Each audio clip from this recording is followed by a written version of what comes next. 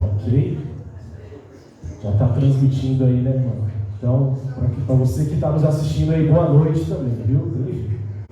O primeiro hino nós vamos cantar assentados mesmo, tá bom? Hino 288, fiel a toda a prova.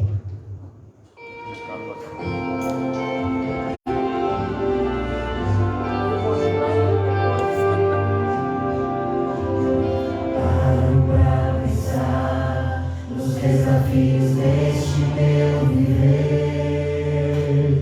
paro pra ouvir o que a voz de Deus quer me dizer. São tantas as pressões que tenho que enfrentar, mas bem acima delas sei que está meu Pai.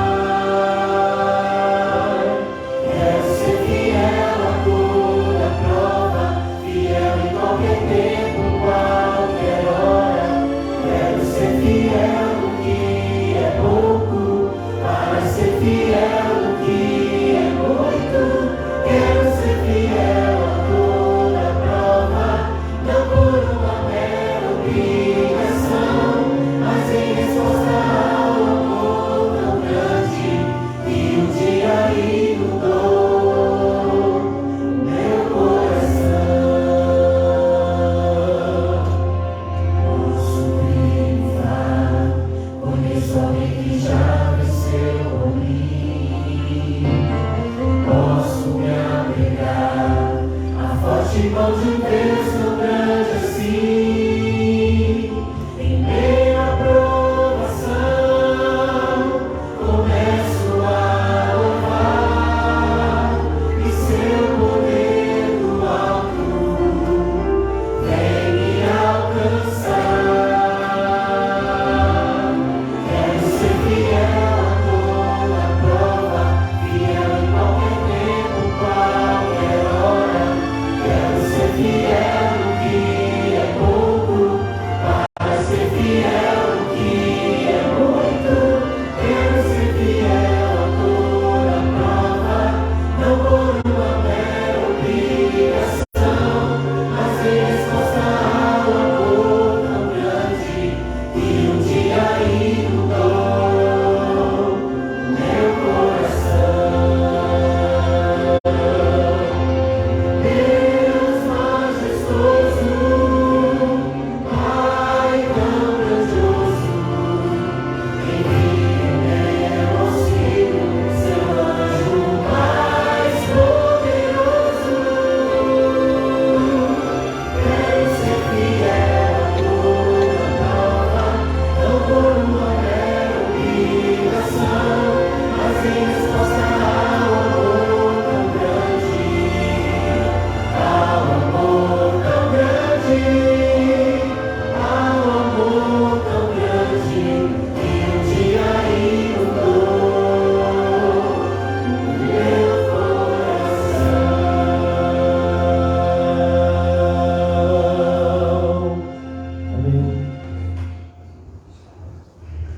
Vamos cantar agora o hino 364. Que tempo já faz?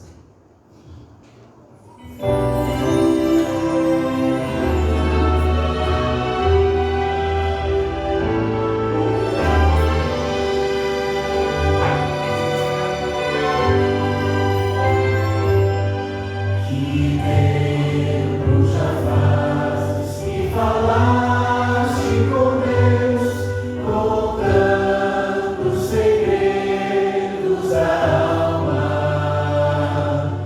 que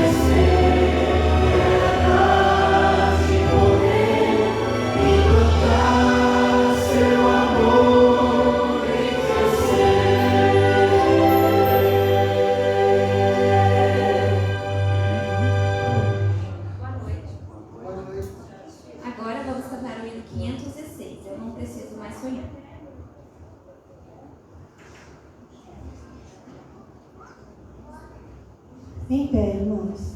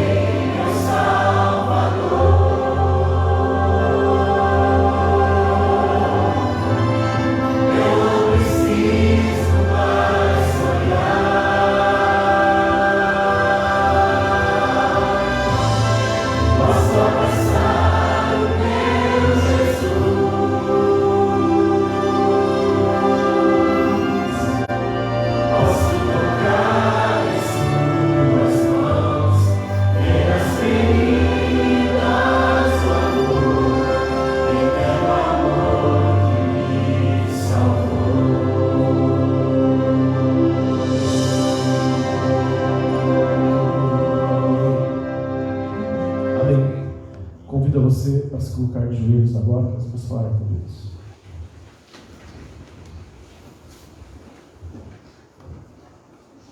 Nosso querido Pai, nosso querido Deus que estás nos céus e está aqui agora conosco também nos ouvindo, Pai. Muito obrigado por mais uma oportunidade de nos achegarmos aqui juntos ao trono de graça.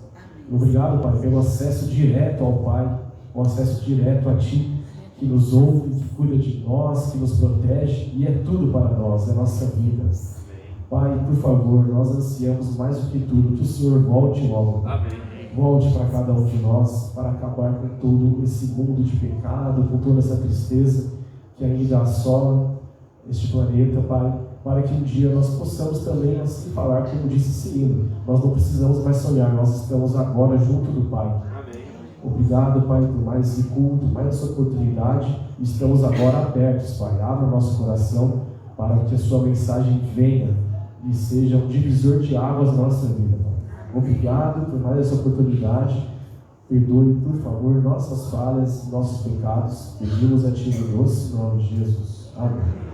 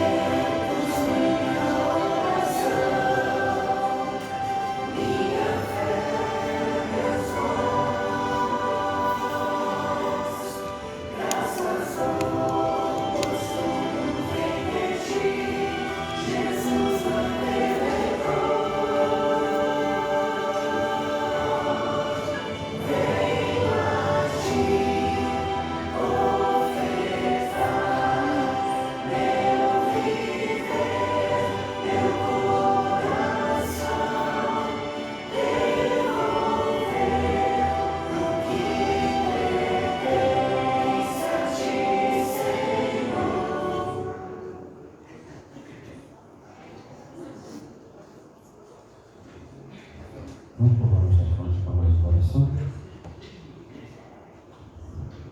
Pai eterno, Pai, gratos somos, Senhor, porque essa noite viemos aqui na Tua casa em oração, em adoração e adoração. Por favor, Pai, aceita essas ofertas, esse dízimo também, para a honra e glória do Seu santo nome e para o avanço do Evangelho, aonde ainda o Senhor quer alcançar. Pedimos também ao Pai uma bênção especial com o Senhor Espírito Santo sobre o pastor Dino. Use-o poderosamente, como sempre tem usado. E nos traga sempre o conforto da Tua palavra e ensinamento novo para nós compartilhar. Pedimos também que nos perdoe, em nome do Senhor Jesus. Amém.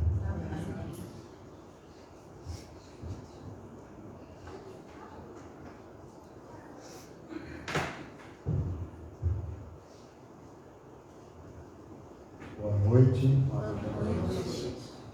Passaram bem do domingo até hoje? Certo.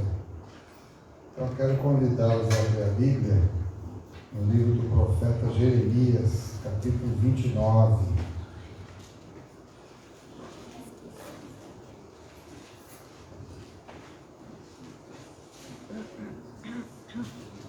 O livro do profeta Jeremias é um livro muito lindo porque ele retrata o diálogo de Deus com o seu povo no momento de maior crise política, social e espiritual que Israel passou.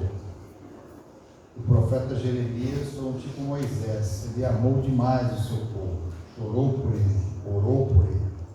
No capítulo 29, Deus explicou o que ia fazer com o povo.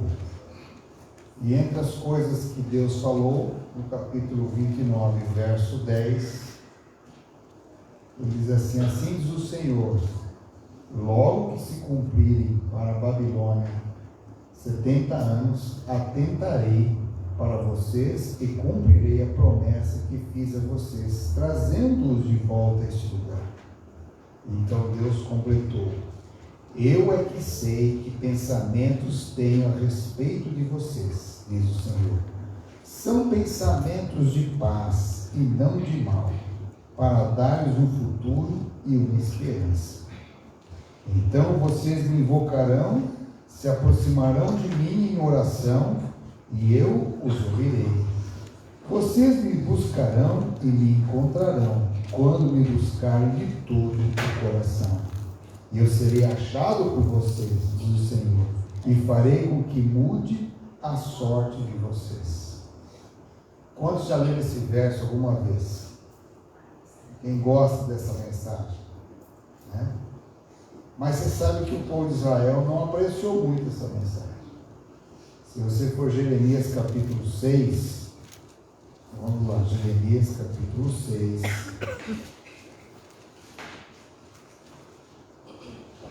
verso 16.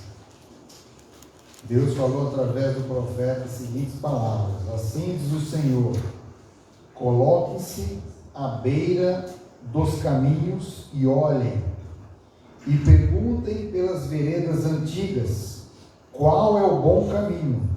Andem por ele e vocês acharão descanso para a sua alma. Mas eles dizem, nós não andaremos nele. Vocês gostam desse verso aqui? Não gostam? Vocês querem saber como é que funciona a vida religiosa de Deus? Olha aqui, ó. Deus falou através do profeta: vocês querem ter uma vida de paz? Vocês querem viver bem? Para isso vocês devem se pôr de lado o caminho e olhar para o passado, relembrar os caminhos eternos, as veredas eternas, os estatutos antigos, as instruções que eu dei pelos antepassados. Se vocês assim o fizerem, vocês encontrarão o quê? Paz. Mas o que o povo disse? Nós não queremos. Mesmo assim, Jeremias não desistiu. Todo o seu ministério foi longo, desafiador, e mesmo assim, quando Deus falou através do profeta, quando vier os babilônios, vocês devem se entregar a eles. Vão para a Babilônia, lá vocês vão morar 70 anos, orem pela paz da cidade, estabeleçam famílias, e depois de 70 anos eu vou trazê-los de volta, porque eu sei que pensamentos têm a seu respeito, pensamentos de paz, né? Então vocês me invocarão e eu responderei, vocês me buscarão de todo o coração e eu serei achado por vocês. Mas infelizmente nós somos seres humanos que temos muita dificuldade de priorizar Deus em primeiro lugar na nossa vida. E a abnegação eu estava lendo um texto esses dias, né? E, inclusive nós temos um encontro toda segunda-feira à noite com todos os diretores de mordomia e tesouraria. Não sei se alguém de vocês já participou, mas se não, está convidado via Zoom das 7h30 às 8h30. E lá tem um texto que a irmã White fala assim, que o sermão mais difícil de pregar, é a mensagem mais difícil de ser vivida, chama-se abnegação. Israel não queria ser abnegado dos seus caminhos errados. E nós muitas vezes sofremos porque nós não somos abnegados. Então nós vamos hoje na mensagem dessa noite aprender algumas coisas. Mas antes de... gostaria que o Tiago colocasse o quadro. Então vamos lá, Tiago. Gostaria de nós falamos um pouquinho dessas inúmeras bênçãos aqui. Vamos lá. Não, PDF não. Ele não vai andar. Tem que ser o PowerPoint. O PDF é para vocês repartirem com o pessoal da igreja. Então, nós estamos vendo aqui e paramos no texto de que nós precisamos buscar a Deus em oração para entender os caminhos eternos de Deus, né? Então, vamos ver se vai dar certo. Então, nós vimos aqui as 7 bênçãos que Deus nos entregou, né? Vimos um pouquinho do que é a bênção, vimos o chamado do Pai, né? E o convite para nós buscarmos a Deus. Interessante que não é só os adventistas que entendem a importância da bênção na família. O Dr. Augusto Cury, que é um psiquiatra, um grande escritor, talvez um dos mais vendidos nas últimas 2 décadas, ele tem vários livros, e tem esse livro que eu gosto muito, dos pais brilhantes, professores fascinantes, ele faz um comparativo sobre bons pais e pais brilhantes. Então ele diz assim, ó, bons pais dão presentes, nutrem o corpo, corrigem os erros, preparam os filhos para o sucesso, aplauso, né? Conversam, dão boas informações, dão oportunidades. Mas estudando sobre famílias assim, ele descobriu que os pais que obtêm melhores resultados são pais que ele chama de pais brilhantes, porque eles vão o além do convencional da sociedade. São pessoas que dão o próprio ser, são pessoas que nutrem a personalidade da pessoa, não só o corpo físico, né? Eles ensinam a pensar, eles também preparam para os fracassos, como lidar com as perdas, contam histórias, ajudam a buscar sabedoria e nunca desistam. Quando você olha para esse quadro aqui, ó, pais brilhantes, quem você lembra? Tem alguma pessoa que vocês lembram?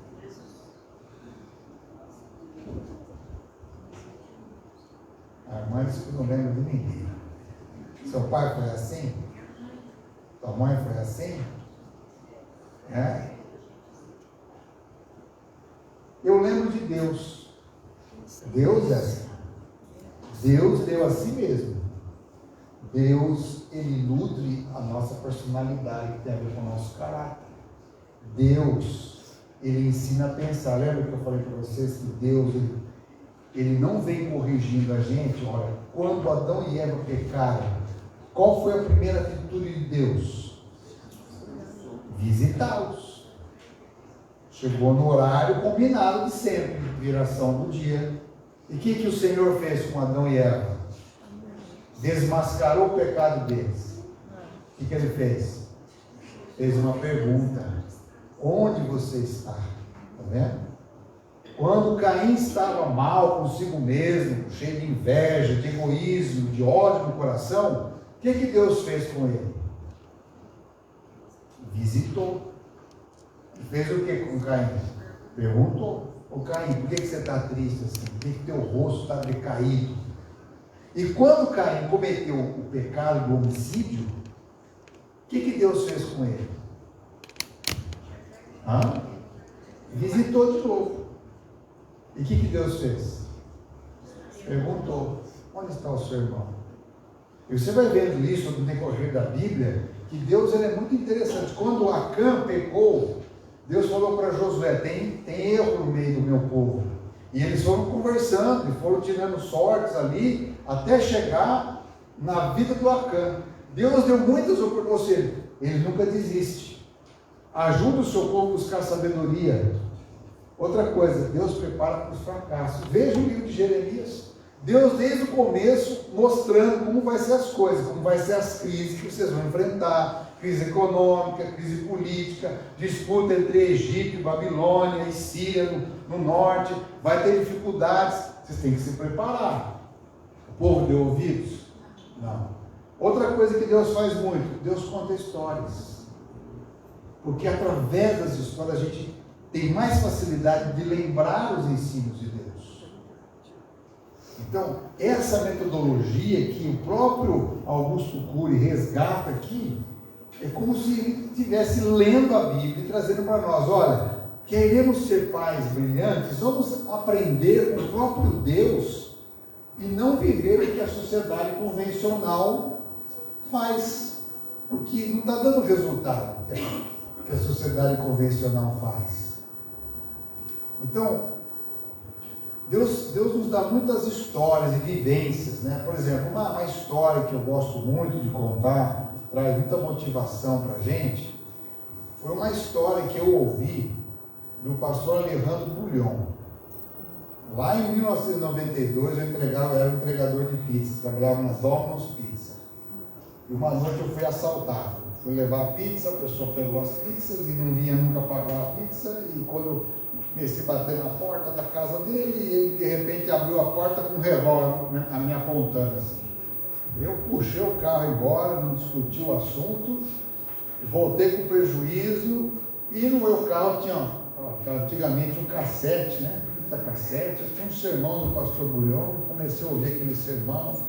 O Bulhão contou várias coisas, uma das histórias que me impactou muito foi que um dia ele estava sentado ali no Parque do Ibirapuera, em São Paulo, e ele tinha um sonho de pregar, fazer uma semana de oração, de pregações lá no ginásio do Ibirapuera, com 15 mil pessoas.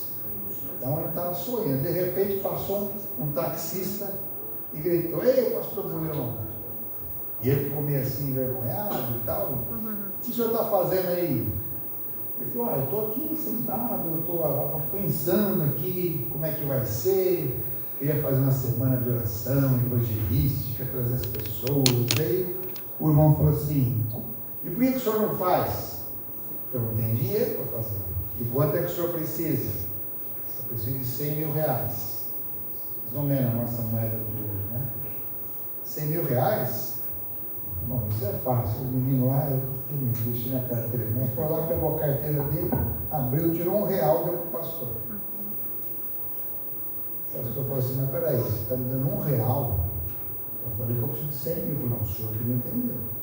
O senhor precisa agora de 99.999. Aí ele falou assim para o pastor: "O senhor vai fazer o que sábado à tarde?" "Já está aqui, vou pregar de manhã, depois à noite em outro lugar. Então eu vou fazer o seguinte, eu vou passar onde o senhor está no hotel, vou te levar numa reunião, numa igreja tal, sábado à tarde." Aí o pastor foi com ele, chegou lá, tinha um grupo de homens e mulheres, que eram empresários adventistas. E aquele irmão falou assim para ele: "Então agora o senhor conta o seu sonho para essas pessoas aqui." Ele começou a contar. E falou, e aí esse mesmo irmão falou: "Quanto que o senhor precisa, pastor, para fazer esse sonho acontecer?" 100 mil reais. Eu falei: "Não, o senhor está errado. O senhor precisa de 99.999, que eu já dei a minha parte." E aí disse que naquela tarde de sábado, o pastor Bulhão saiu não só com 100 mil, mas com toda a publicidade paga, toda uma equipe de pessoas. E eu tive o privilégio de assistir essa semana chamada Projeto Sol, Semana de Oração e Louvor no Ibirapuera. Deus realizou o sonho. Por que eu estou contando isso? Porque a gente aprende com as histórias. Então agora nós vamos nos dividir em grupos de 5 pessoas para a gente orar. E um de vocês vai contar. Tudo tem que ser feito em 5 minutos. Não pode passar 5 minutos. Grupo de 5 minutos. Se alguém tiver algum sonho que gostaria que o seu grupo orasse, você vai contar em pouquíssimas palavras aí, mas vai contar. E um do grupo vai orar. Certo? Então vamos lá? Fica em pé. Faz um grupinho em uma roda de 5 pessoas. Não mais de 5. Pode ser menos, mas mais não. E são 8h30, 8h35, eu vou começar de volta. Tá? Conta um dos sonhos seus, o grupo orar por você. Bom? Ó, faz um círculo aí, entra na frente do outro ali, faz uma rodinha. Né? Ninguém pode ficar sozinho, tem que ter algum grupo. Tá bom?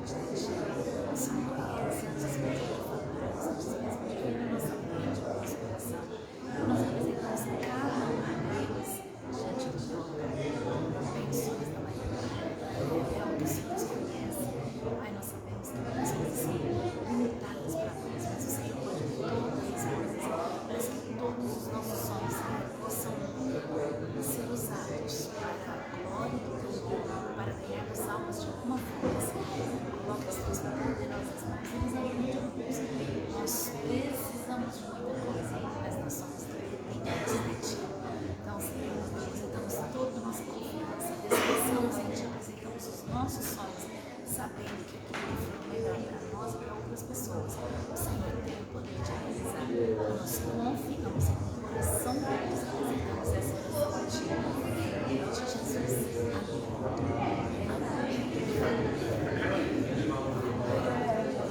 Meu irmão.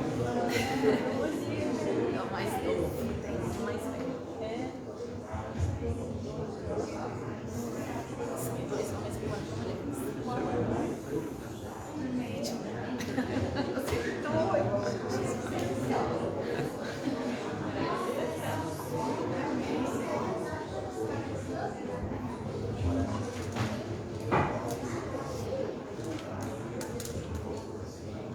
Amém?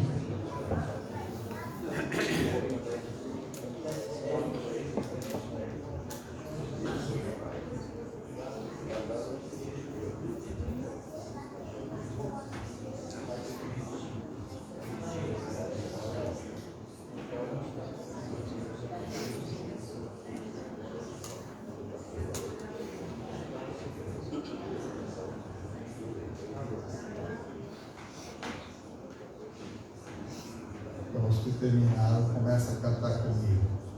Eu te amo, Deus, eu meu louvor, minha alma vem te adorar,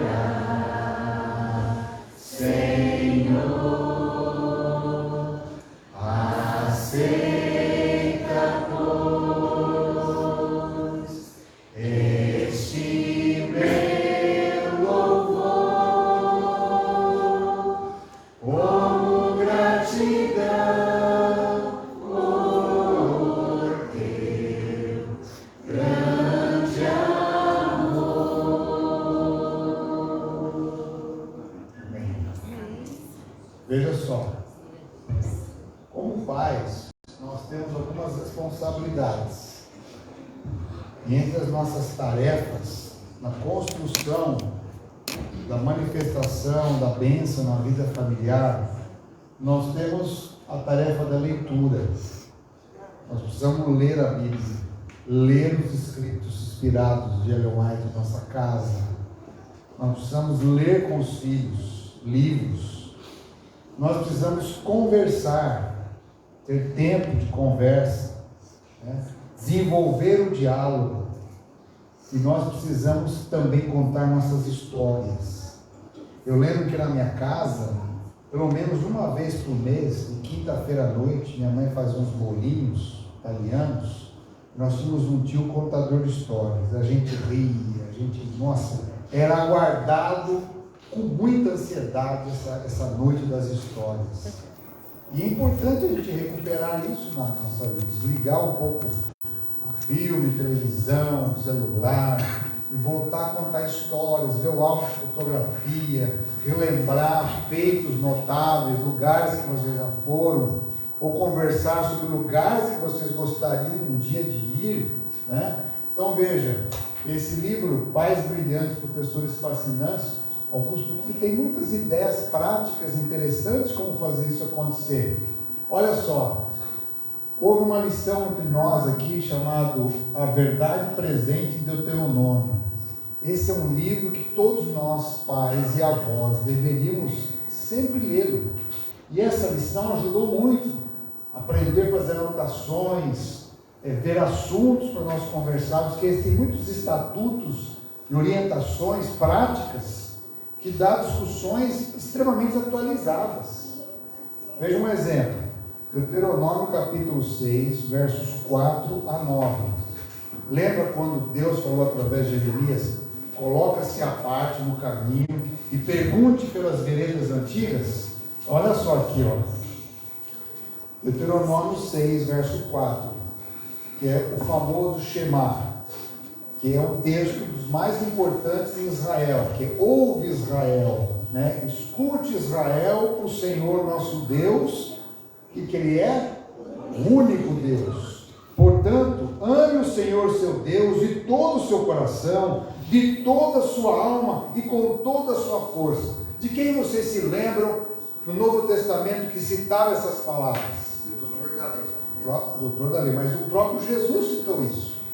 Ele mostrou, ele relatou, voltando essa expressão mais conhecida do livro de Deuteronômio, ele fala assim, ó, essas palavras que hoje lhes ordeno estarão aonde? No seu coração. Ele diz mais, você como pai e mãe, inculcarás a seus filhos, falarás essas palavras quando estiver sentado ao redor da mesa, andando pelo caminho, ao deitar-se e ao levantar-se. Também deve amarrá-las como um sinal na sua mão, e elas lhe serão por frontal entre os olhos, e você as escreverá nos umbrais da sua casa e nas suas portas. Ou seja, a importância dessas palavras do Senhor eram tão valiosas que a nossa casa deveria conviver diariamente com essas palavras de Deus. Vocês querem saber se elas funcionam? Veja, por exemplo, Josué capítulo 1. Olha o livro de Josué, que é em seguida o livro de Deuteronômio. Veja se essas palavras iriam funcionar. Josué capítulo 1.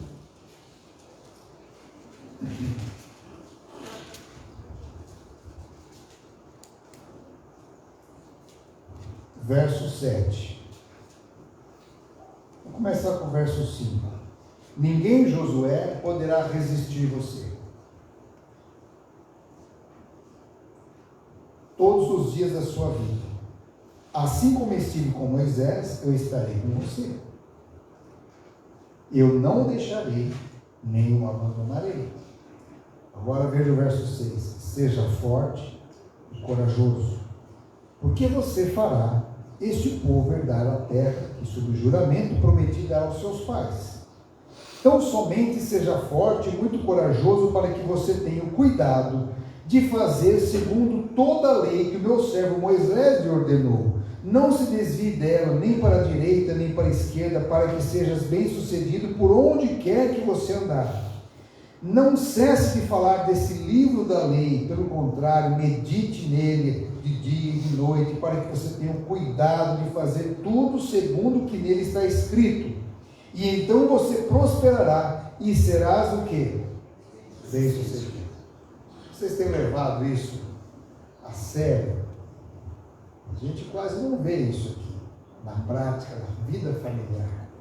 Às vezes a gente constrói uma vida familiar mais em ritos, em tradições humanas, do que de fato nas Escrituras Sagradas.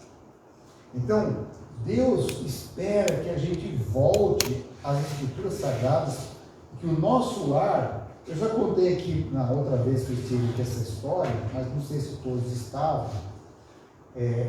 Uma ilustração que eu achei muito valiosa quando eu ouvi há muitos anos atrás, no encontro de homens, da história do Bill Reivers, que era um candidato a ouro nas Olimpíadas, lá no começo do século XX. E no ano das Olimpíadas, a sua esposa estava grávida. Ele era o campeão mundial na época de canoagem 10 mil metros. E ele, fazendo os cálculos, o nascimento da criança aconteceria mais ou menos no período dos Jogos, que era no meio do ano. E ele ficou numa luta difícil de decidir se viria com a equipe olímpica ou se ficaria para esperar o filho.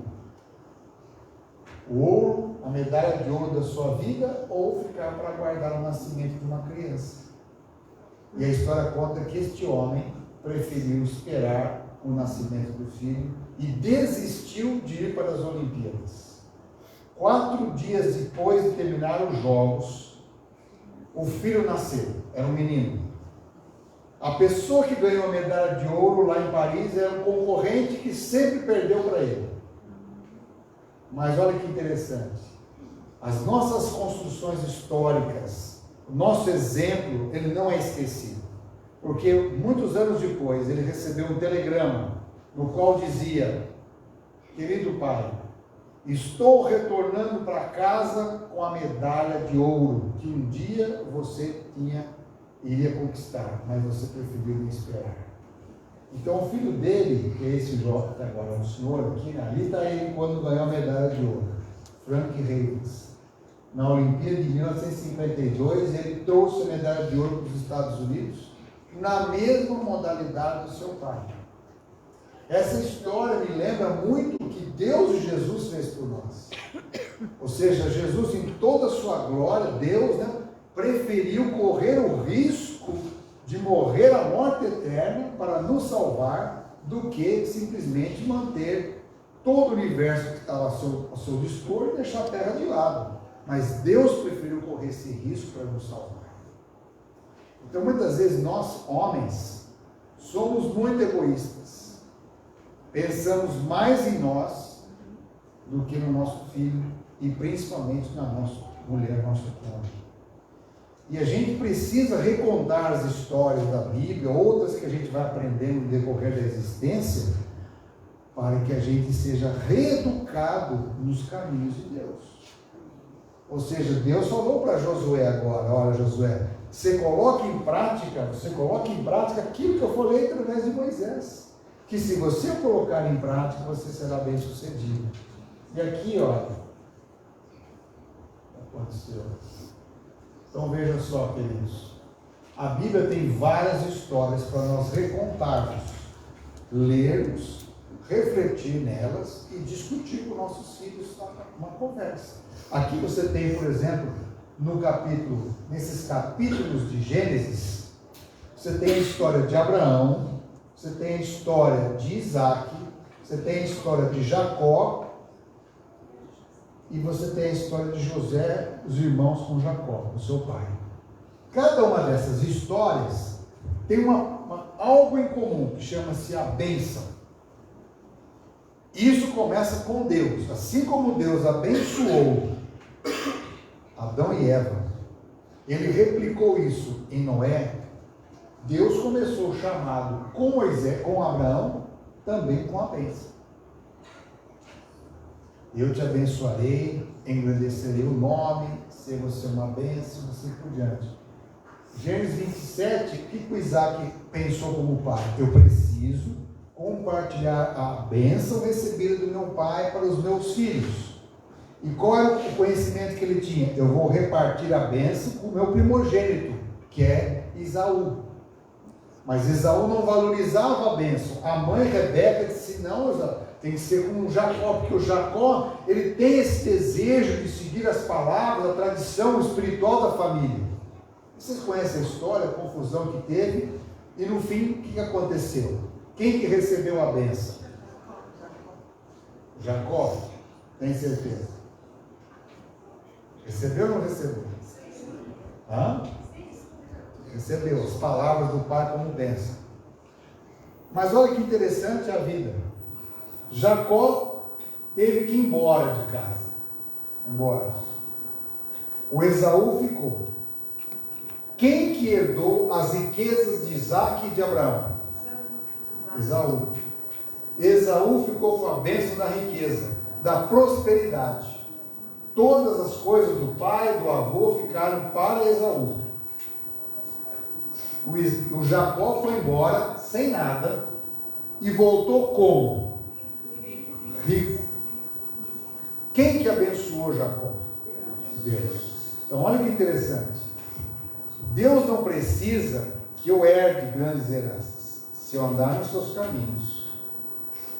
Deus tem uma bênção até material para a gente.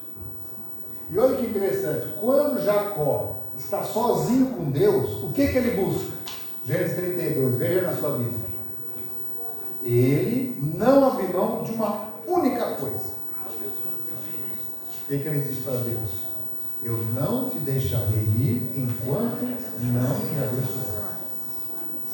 Sabe, a gente aprende com essas pessoas do passado, enquanto alguns leem a Bíblia, falam assim: não, a Bíblia é um livro patriarcal, é um livro machista, é um livro que cria desavenças, é um livro que cria separação étnica. A pessoa está lendo a Bíblia totalmente errada. Está lendo um texto na sua cabeça socialmente sociopata. Não está lendo a Bíblia com a palavra de Deus. Porque essas pessoas, elas tiveram encontro com o Deus Criador. Eles nos ensinaram com seus erros Deus jamais endossa qualquer tipo de machismo ou feminismo.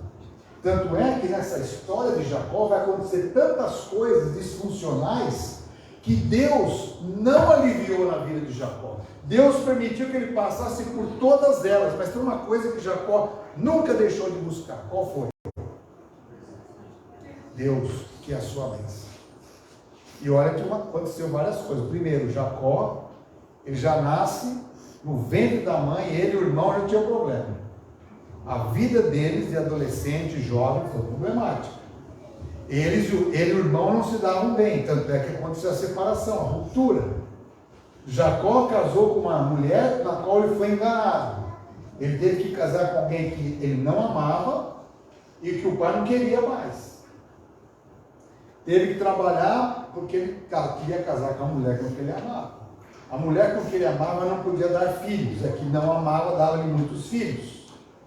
Imagina a confusão. Aí houve a entrada no seu casamento de concubinas, para gerar filhos que fosse dele, em nome da mulher. Confusão, briga entre os filhos. Quando seus filhos já são agora 11 filhos e uma filha, uma delas, a única filha de Jacó, vai passear na cidade, não sei por que ela foi sozinha, se encantou, não sei de que maneira ela foi, que o príncipe da cidade botou os olhos nela e abusou dela sexualmente. Uma confusão total. Quando os filhos de Jacó ouviram, foram na cidade, fizeram uma proposta indecente, dizimaram depois todos os homens da cidade. Veja que família complicada esse de Jacó. Não tinha condição de ser membro da maioria das igrejas de hoje. Vocês disciplinariam cada sábado um filho de Jacó. Um porque roubou a mulher do pai, outro porque vendeu o irmão, outro porque brigava com não sei o quê. E Deus, na sua bondade, trabalhou com essa família, porque existe um homem que não abriu mão da bênção. E sabe que interessante? No final da vida, depois de tudo que aconteceu com Jacó, ele faz diferente de Isaac. Ele chama cada um dos filhos e abençoa cada um deles. E é por isso que eu disse que é importante os avós assistirem esse culto, porque você, como avô e avó, você tem um chamado de Deus para abençoar os seus descendentes. Então, portanto, precisava ler isso aqui, Gênesis 48, aprender com Jacó, pensar com carinho nessa mensagem, escrever uma mensagem para os seus filhos e filhas, para os seus netos. É interessante que Jacó, não sei se foi intencionalmente, logicamente eu entendo que o Espírito Santo guiou tudo isso, e Jacó fez algo interessante. Quando ele vai abençoar os filhos, primeiro ele chamou José. José tinha 2 meninos, Manassés e Efraim. E ele faz algo interessante, ele cruza os braços, coloca a mão, porque o ato de impor as mãos sobre a pessoa era uma forma de comunicar essa bênção, cuidado com a pessoa. E ele dá a bênção para os filhos de José, que é a bênção da prosperidade. Porque José foi alguém que prosperou o Egito.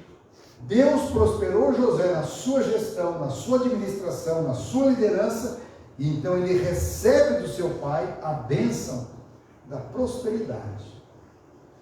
E Jacó vai dar para Judá a bênção da soberania. E é por isso que ele fala que de Judá sairão os reis de Israel e sairá o Messias. E para cada um dos filhos ele vai destacando algumas habilidades. Isso orientado pelo Espírito Santo.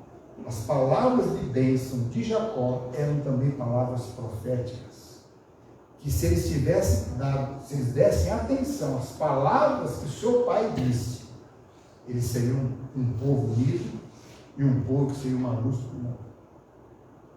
Então, quando nós comunicamos bênção para os filhos, Deus tem uma intenção com eles. A mesma que teve com Abraão e Sara.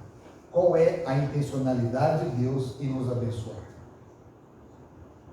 Irmão Pedro, o senhor como ancião da igreja, qual você acha que é a intencionalidade de Deus ao abençoar uma pessoa? Ele quer o bem dessa pessoa. Muito bem, esse que é o bem.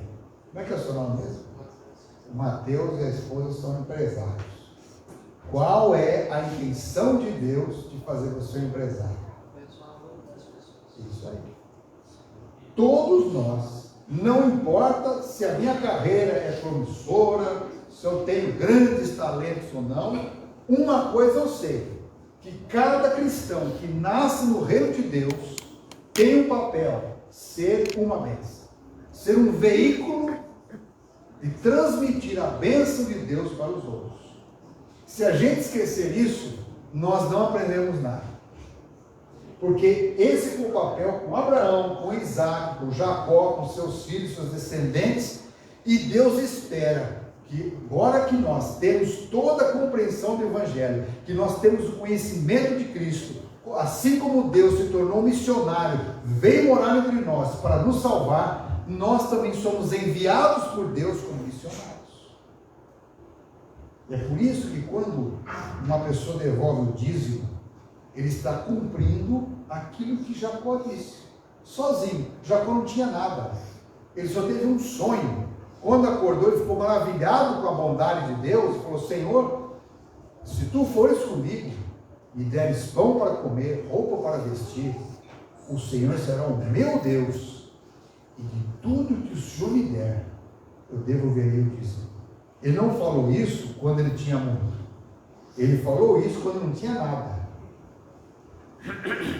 Porque os grandes compromissos de Deus não dependem da emoção, não depende de fazer um grande apelo e emocionar você, não depende de mostrar muitas fotos de missionários para eu poder ajudá-los, depende do seu encontro com Deus. E é por isso que quando nós estamos ensinando os filhos no caminho da bênção, o que é a bênção? A bênção é ter um encontro com Deus, é entender que o Senhor caminhará comigo. Quer ver um exemplo bem claro disso? Êxodo 33, veja aí na sua Bíblia.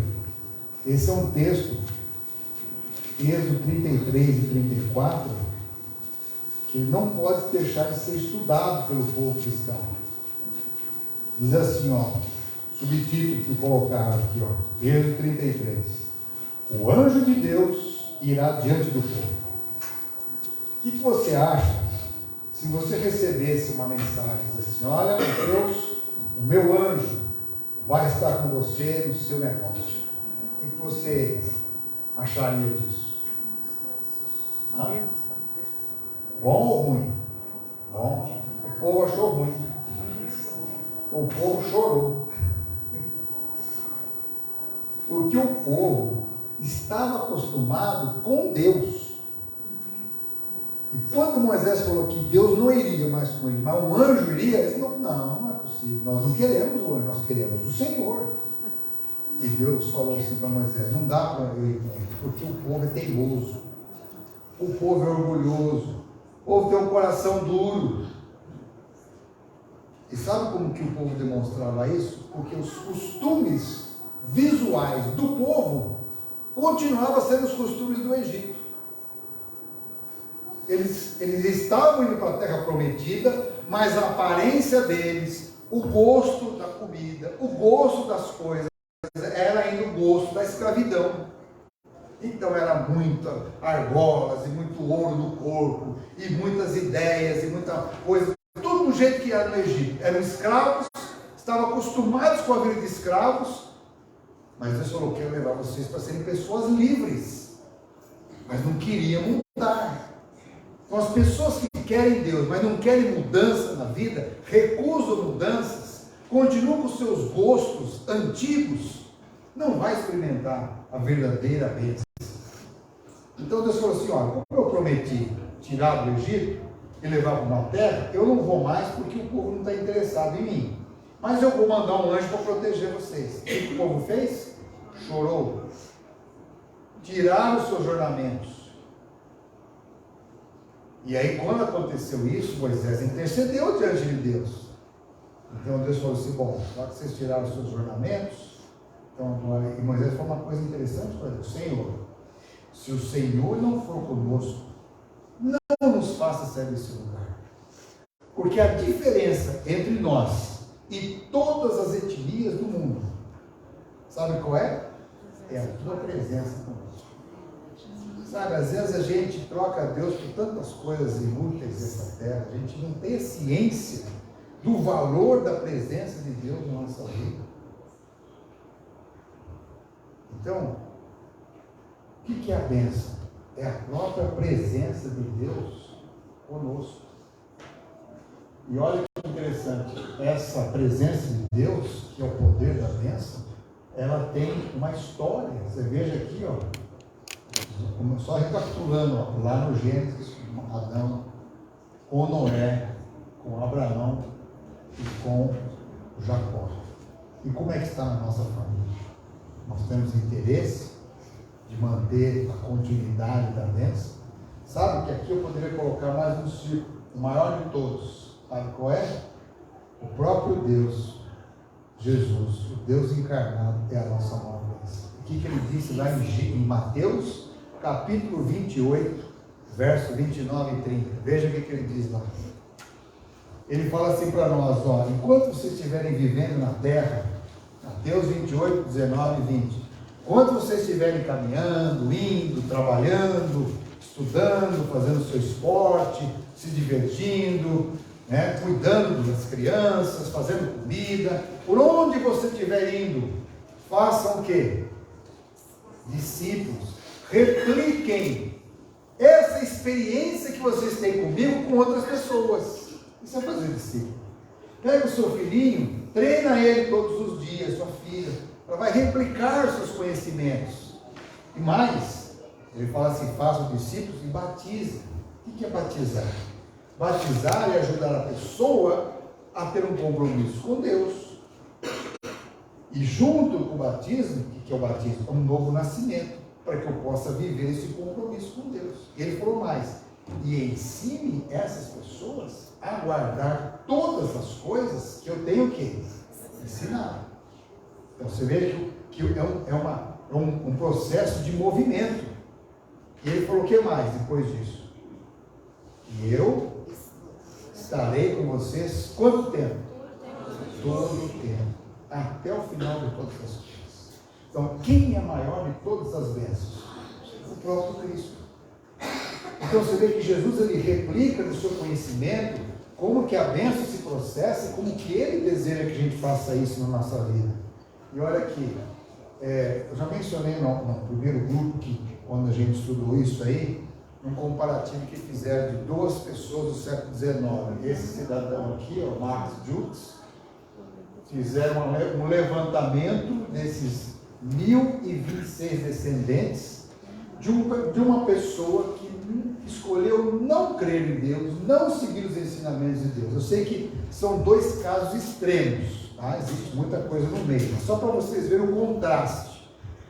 De todos esses 1.026, veja o que aconteceu com muitos deles. O caminho que escolheram da influência de uma pessoa com a sua mulher que não creram. Não quiseram saber da bênção de Deus. Não tiveram interesse em passar adiante ou aprender o caminho do Senhor. E você percebe que isso tem a ver com a maldição. Assim como existe a bênção, também existem maldições. E a maldição não foi feita para o ser humano, a maldição foi feita para Satanás. Ele na serpente que recebe a maldição de Deus. A maldição chegou para Caim porque ele se recusou ao arrependimento.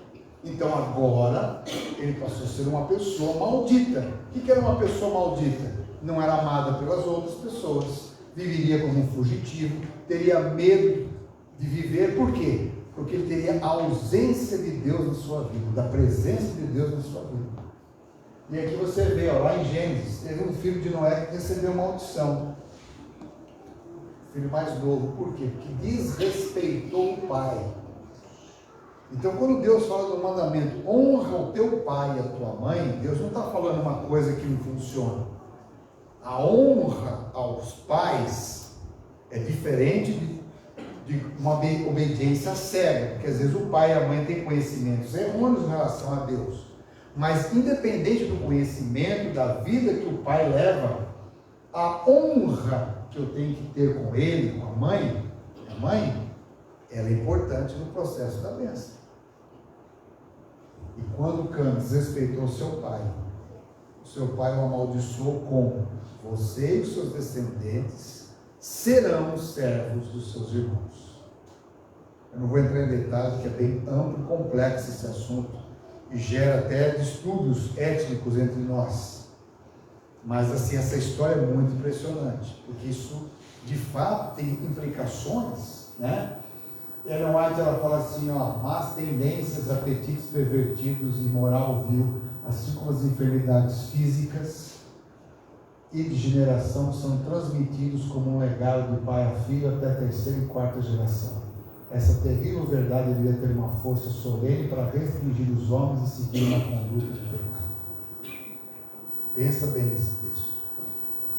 Se a gente não tem que lutar conosco mesmo, com o nosso eu, nosso egoísmo, porque os nossos filhos, eles reproduzem muita coisa de nós.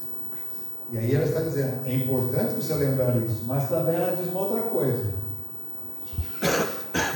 Olha só, entretanto, ninguém precisa se conformar com uma herança maligna. Ou seja, eu nasci num lar difícil. Você pode pensar, nem conheço meu pai, nem sei quem é minha mãe. Pensando, eu nasci torto e vou morrer torto. Não, nenhum de nós precisa ser escravo do quê? Seu passado. Vamos ler juntos? Todos podemos e devemos vencer toda tendência hereditária e cultivada para o mal. Podemos. Por que nós podemos hoje? Porque nós temos a maior de todas as bênçãos, que é Jesus Cristo, que está conosco até o final do século. Então hoje eu estou em construção, eu estou sob a bandeira do Senhor Jesus, que está trabalhando com a minha índole, com o meu caráter, com a minha estrutura, com o meu jeito de ser, com minhas vontades errôneas. Eu preciso deixar que o Espírito trabalhe comigo, né? E olha só, qual é a função da bênção? Não dá para a gente ler todos os textos, mas em resumo, a bênção na vida de uma pessoa, ela resgata 4 coisas importantes: a sua identidade, de quem nós viemos, quem nós somos, quem sou eu, tem a ver com a bênção. Segunda coisa, propósito. Para que eu vivo nessa terra? Qual é o meu propósito de vida? Qual a minha missão aqui nessa terra? A gente precisa encontrar. E essa é uma conversa que eu tenho que ter com os meus filhos. Eu lembro, por exemplo, no meio do ano, eu conversei com meu filho que foi fazer uma missão ali no Amazonas, o André, e ele falou assim: pai, eu já sei o que eu vou ser. Vou ser um médico missionário e vou estudar lá na UAP, na Argentina. E ele não prestou vestibular nem outro, só prestou para a UAP. E passou, e está lá na Argentina. Deus mostrou, que ele buscou com oração, qual é o meu propósito? Ele encontrou. Espero que ele viva isso, que ele nunca se esqueça disso. Então, cada um de nós, vamos ter que encontrar isso. Eu encontrei meu propósito desde criança como pastor. Quis fazer outras coisas. Tem uma época que eu queria ser engenheiro, outra época eu queria ser músico, depois eu trabalhei em cartório, queria ser advogado, juiz. Mas lá no fundo, o chamado era para ser um pastor. Já fazem 35 anos que eu sou pastor. E não existe maior realização na minha vida do que servir a Deus. Mesmo que ser pastor é uma profissão hoje desgastada, muito mal vista, e ainda mais pastor adventista, que diz que nós somos seita, que a gente, enfim. Mas não importa, sabe por quê? Porque quando você encontra o seu propósito com Deus, nada te detém. Quantos judeus já sofreram perseguição, sofreram discriminação? Por que nunca desistiram? Porque tinham um propósito. Então veja, outra coisa que eu queria destacar aqui, além de propósito, a bênção também tem a ver com proteção. Quando você lê esse texto aqui, o pai falou para Isaac: Mas Isaac falou para o Jacó: Jacó, é o seguinte, meu filho, você vai ter que ir embora. Mas, para que a bênção de Abraão esteja na sua vida, você tem que fazer uma coisa. Você precisa casar com uma mulher temente a Deus. Se você casar com uma mulher temente a Deus, você vai receber a bênção de Abraão. Aí você vai entender por que é importante, você que já é adventista, que já tem uma base espiritual sólida, que cresceu na igreja, por que é importante você casar com uma pessoa da mesma fé? Porque tem uma bênção especial.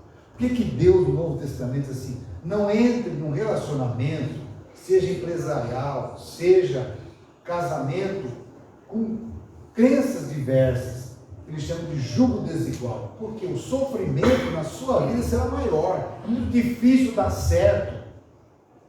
Então você que é jovem adventista, que cresce na igreja, que estuda, mas não tem pessoas na igreja, eu estou gostando de alguém que não é da igreja, muito bem, quanto a gostar, nada de errado, mas você vai precisar levar essa pessoa para que ela conheça Jesus primeiro, antes de assumir compromisso com ela, porque se ela assumir um compromisso com Jesus, se ela submeter-se a sua vida à liderança de Cristo, então Deus vai abençoar o seu relacionamento. Mas se essa pessoa não se submeter a Cristo, você está correndo um risco de enfrentar problemas na sua vida que não vai valer a pena no final. É só perguntar para quem está casado, já casou dessa forma.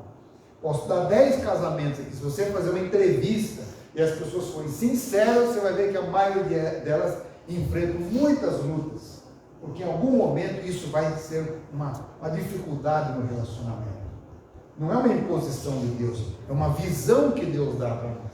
E quando Jacó levou isso a sério, mesmo que ele fez erros e falhas, ainda assim, por ser em família, uma família que conhecia, reconhecia e reverenciava a Deus, eles viveram melhor que Esaú. Então veja, por último, a bênção tem um poder muito importante, que é o que nós deixamos. Qual o nosso legado?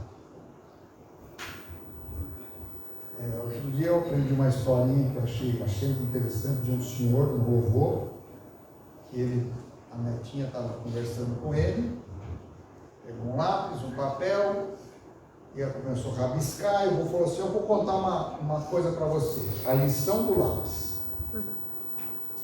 E ele pegou o lápis na mão, e falou assim, o lápis e o papel. Como é que o lápis ele pode escrever no papel? Precisa do quê? De uma mão que segure esse lápis para ele poder escrever. Então lembre-se, a sua vida é como um lápis. Você precisa estar nas mãos de Deus para começar a escrever uma história. Mas quando você escrever uma história, às vezes o lápis quebra a ponta às vezes fica perto sua, não está mais afiada.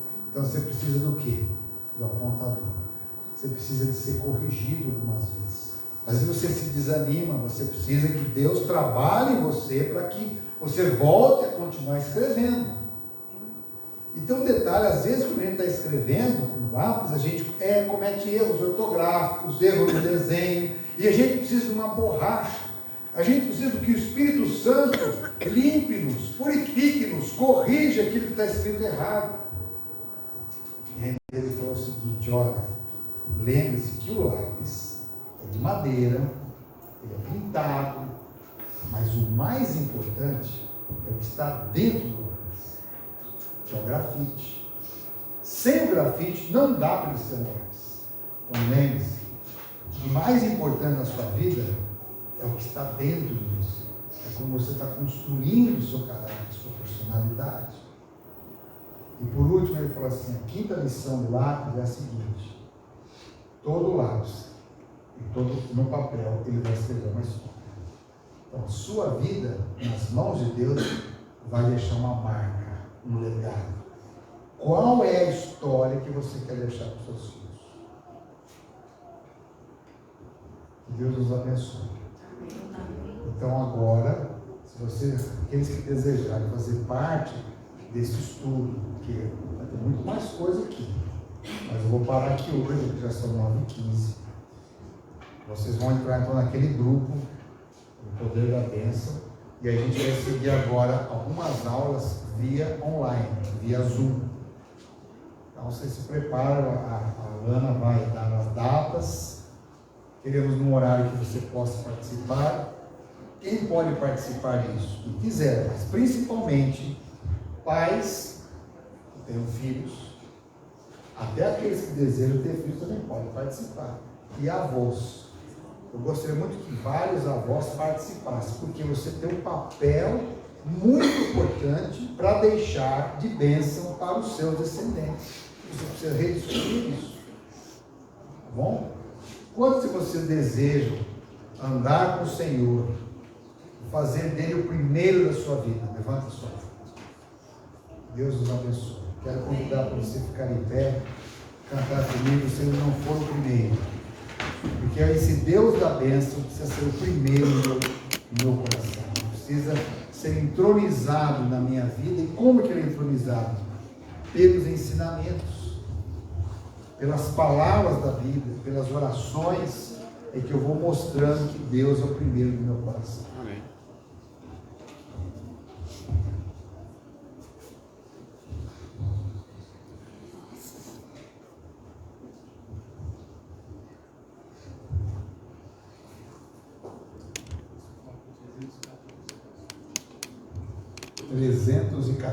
Vamos concluir.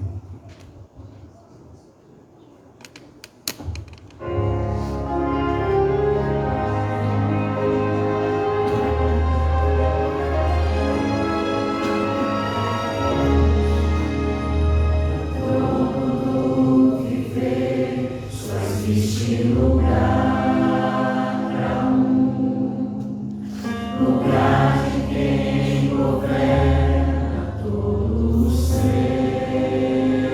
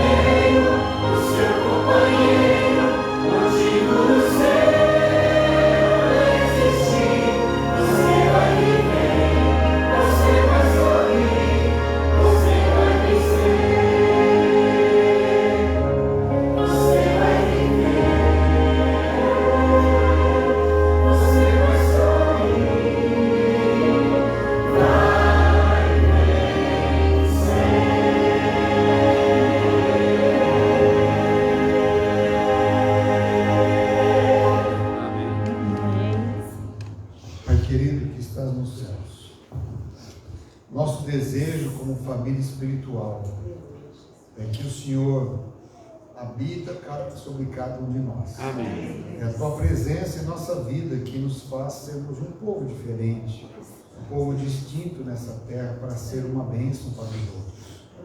A porção maior que existe é Jesus sendo nossa bênção diária. Pai, nós também temos um compromisso contigo de ler as Escrituras, de estudar com a nossa família, de fazer perguntas, de discutir os assuntos, de buscar com veemência, com determinação a tua bênção. Que esta igreja seja muito rica em ti. Amém. Que as pessoas, todos os teus filhos e filhas deste lugar possam multiplicar discípulos, possam ser uma luz para onde o Senhor os conduzir nessa semana. Aqueles que estão hoje, Senhor, com enfermidades ou com dificuldades, sejam elas no casamento, nas finanças, nas angústias pessoais, que nesse momento, ao entregá-las nas tuas mãos, possam encontrar sabedoria para enfrentar cada desafio com a tua bênção. Amém. Os obstáculos não são para derrotarmos, mas são oportunidades que o Senhor nos dá para buscarmos a ti e vencê-los um a um, com paciência, com resiliência, com determinação. Amém. Em nome de Jesus. Amém. Amém. Amém.